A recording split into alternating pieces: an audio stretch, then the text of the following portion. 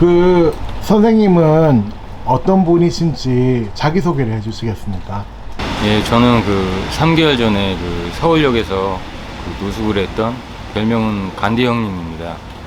제가 3개월 전에 그 한 동물 보호 단체로부터 제가 키우던 강아지를 강탈당한 사람입니다. 그 강아지를 키웠다고 하시는데 예. 강아지는 총 몇 마리 키우셨습니까? 2마리 키웠습니다. 강아지 이름은 어떻게 되나요? 사랑이와 행복입니다. 그러면 강아지를 사실 서울역에서 이렇게 자유롭게 키우고 계셨던 거예요? 예, 왜 서울역에서 키우시게 되신 겁니까? 제가 그 거주하던 데가 지금 그 보일러 소리도 심하고 그게 벽을 통해서 진동까지도 오더라고요. 그래가지고 저도 괴롭지만은 얘네들은 더 청각이 발달했기 때문에 더욱더 고통스러울 것 같아가지고 어쩔 수 없이 방을 구하는 과정에서 임시로 그렇게 있을 수밖에 없었습니다. 얘네들이 없었다면 저는 그냥 혼자 다른 데서 이렇게 주거 활동을 할 수도 있었고 방을 구하는 동안에, 그렇지만 얘네들을 돌봐주는 사람도 없었고, 그리고 그렇기 때문에 얘네들을 유기할 수가 없어서, 버릴 수가 없어서 어쩔 수 없이 그렇게 노숙을 할 수밖에 없었습니다. 선생님은 이제 갑자기 이 동물을 서울역에 데리고 있다 보니까 주변에서 많이 동물단체 쪽으로 제보가 들어간 건가 봐요. 예, 그런가 네. 봅니다. 그래서 동물단체에서 찾아온 겁니까? 예, 찾아왔습니다. 동물단체에서 찾아와서 어떻게 하던가요?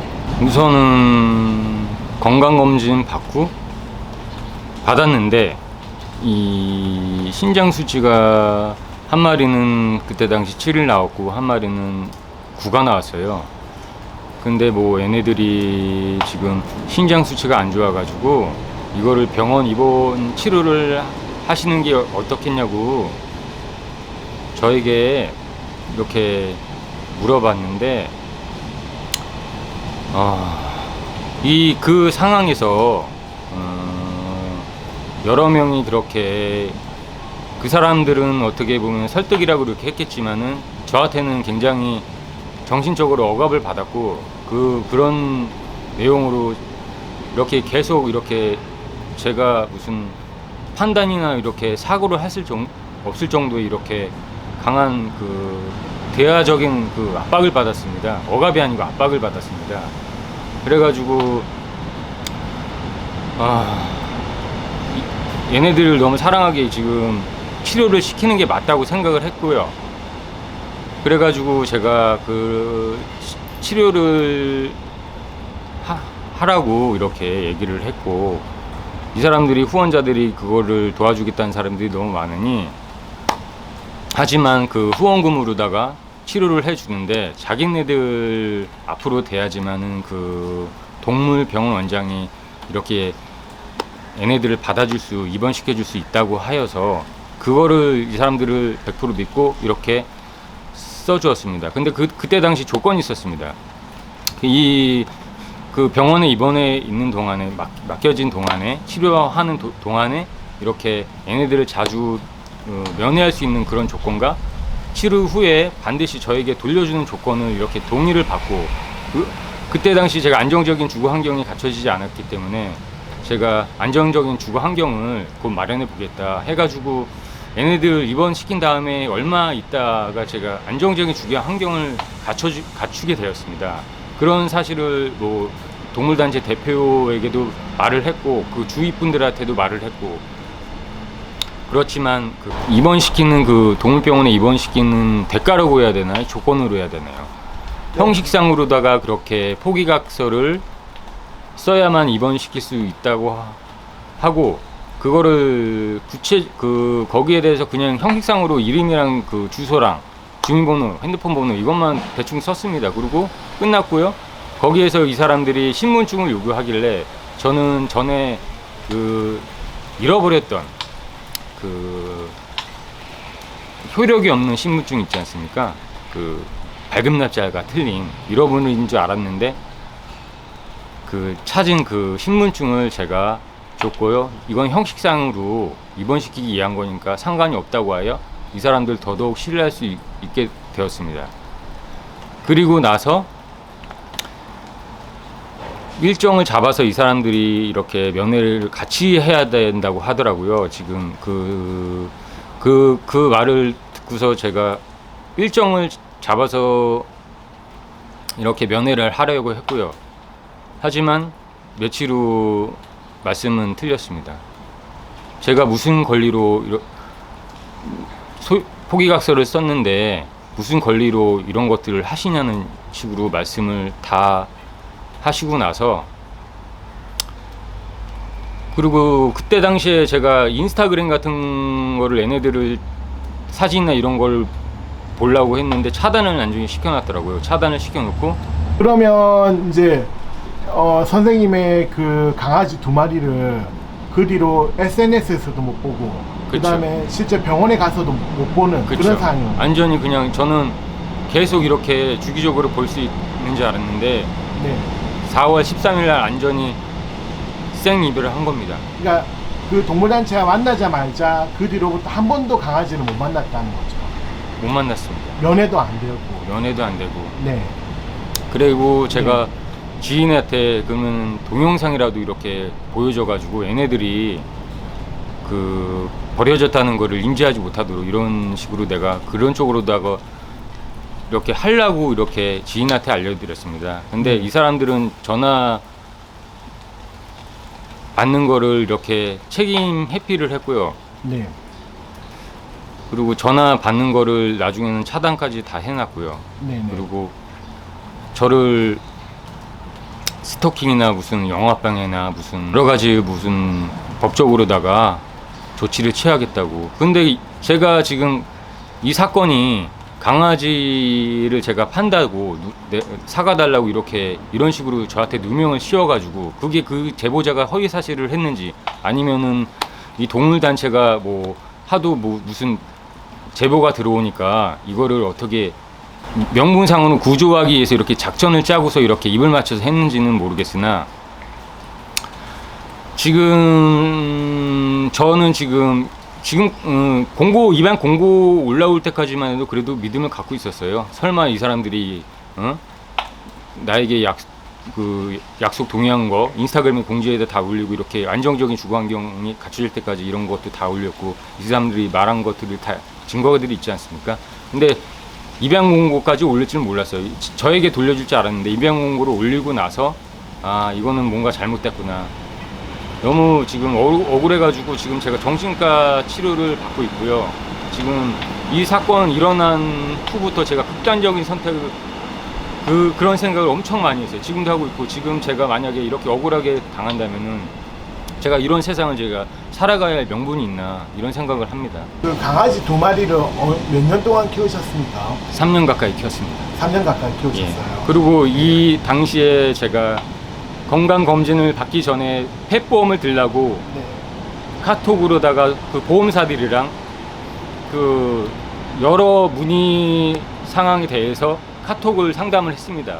그러고 나서 보험을 들려고 하던 차에 이런 사건이 일어났고 지금 거의 지금 안정적인 주거 환경을 갖춰진 상태까지 왔는데 이런 상황이 일어나게 돼서 저로서는 이것을 처음에는 많이 원망을 했지만은 그래도 부족한 이런 시스템 자체가 있다면 서로 이렇게 이해하고 서로 더 올바른 쪽의 시스템으로 서로 전부 다가 만들어 가서 다시는 이런 오해와 의혹들이 제기되지 않는 그런 사회가 됐으면 좋겠습니다. 네. 초기에 동물단체는 제보를 그때 자기들이 받기로는 선생님이 그런 거리에서 사람들한테 자기의 강아지를 팔겠다고 예. 했다고 그런 적 말한 적이 한 번도 없고요. 한 번도 주변에 그럴 그런 말을 한 적이 없습니다. 마음 절대 없습니다. 누가 수억을 줘도 얘네들 팔라고 그래도 네. 저는 그럴 마음이 없습니다. 그런 얘기 하신 적은 없으시죠? 저는 얘네들이 네. 뭐 무슨 어떤 걸로도 바꿀 수가 없고요. 돈으로도 네. 바꿀 수가 없습니다. 네. 저한테는 전부였습니다. 네. 그때 지금도 그렇지만 근데 포기각서를 써줬다는 거죠. 얘네들이 혹시나라도 조금이라도 잘못될까봐 저는 거기에 대한 공포심을 느꼈고요. 얘네들은 그 대화적으로다가 엄청난 압박을 했고요. 네. 병원에 입원시키라고. 근데 저는 그때 당시 무슨 생각이나 정확한 판단을 할 수 없는 상황이었고. 맞습니다. 그런데 예. 동물단체에서는 포기각서 쓸 그 때 대가로 포기각서 쓸 때 그 나중에 돌려주겠다고 했습니까?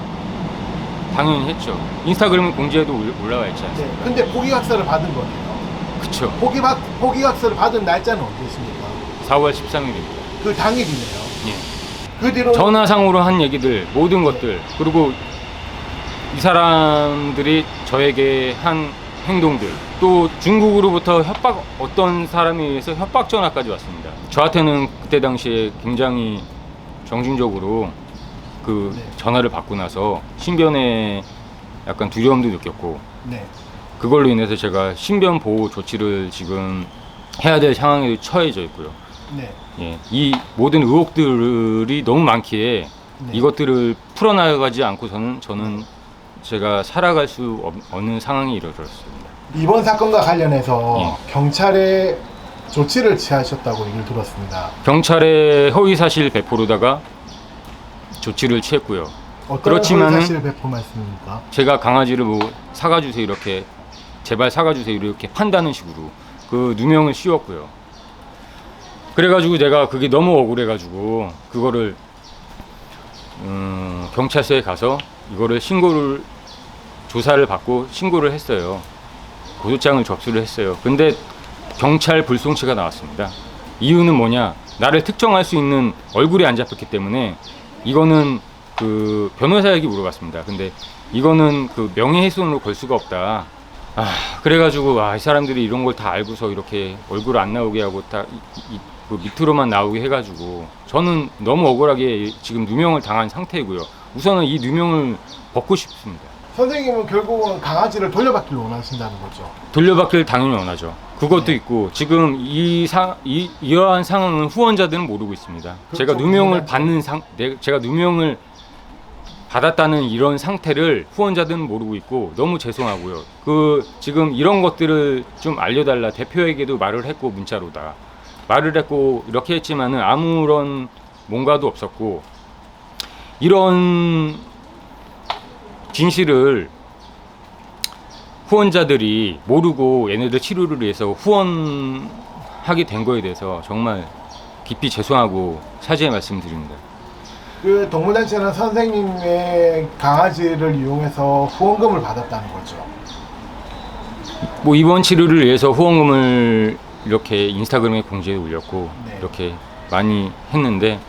결론은 뭐가 문제냐면은 후원자들이 이렇게 천사 같은 마음으로 후원을 해 주시는데 제가 누명을 씌우고서 이렇게 후원금을 이렇게 병원 치료 목록으로 받는다는 것 자체도 제가 좀 죄스럽고요. 후원자들한테 감사하다는 말씀을 전하고 싶지만은 그런 말씀을 대신 전해달라고 대표에게도 문자로 이렇게 제 입장 표명을 했지만은 그런 피드백도 올라오지도 않았고 보지도 못했고 정말 그 후원자들한테 감사하다는 말씀을 전해드리고 싶고 또한 이 후원자들이 이런 거를 모르고 이렇게 후원을 하신다는 것이 이게 올바르게 후원을 받는다고는 생각지 않습니다. 그래서 이런 진실을 알고서 후원자들이 이런 진실을 알고서 제가 사죄의 말씀을 드리고 제가 대신 사죄의 말씀을 드리는 겁니다. 동물단체를 대신해서.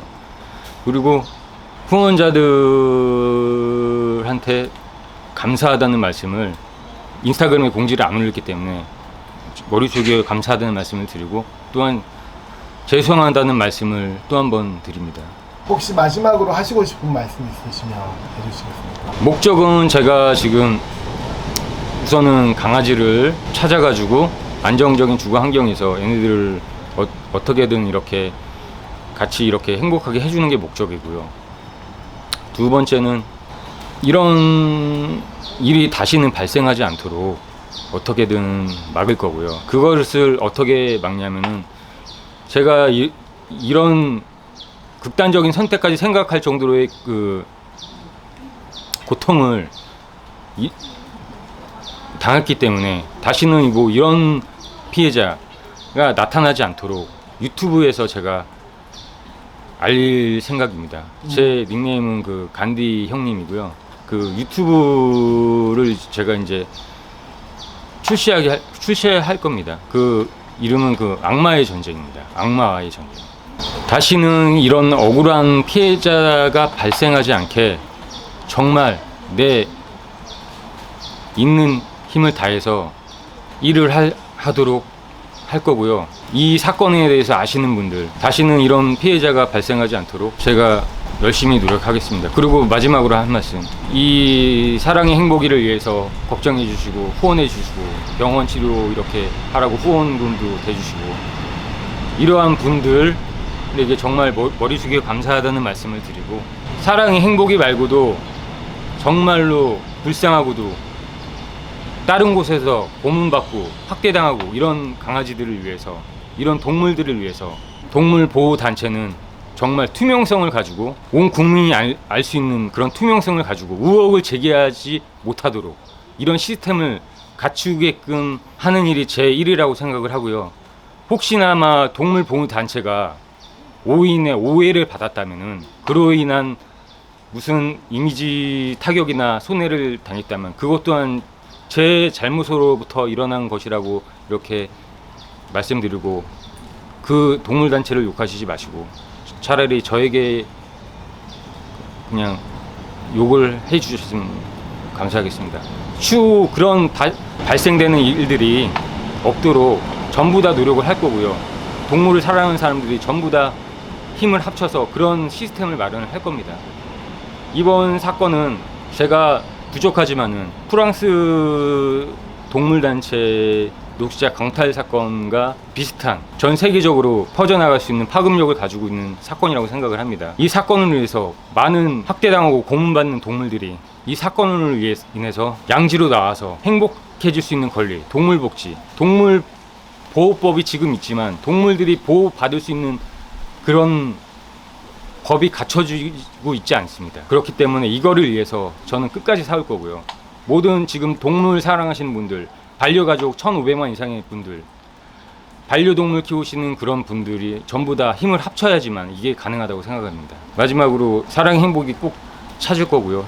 지금 안정된 주거 환경과 그런 능력도 갖춰졌다고 볼 수는 없겠으나 동물단체나 많은 사랑의 행복이를 걱정해 주시고 후원해 주시는 분들의 도움이 있다면 이렇게 억울한 생이별은 하지 않고 다시 만나서 행복한 이런 사실을 전 국민에게 알리는 그런 계기가 되었으면 좋겠습니다.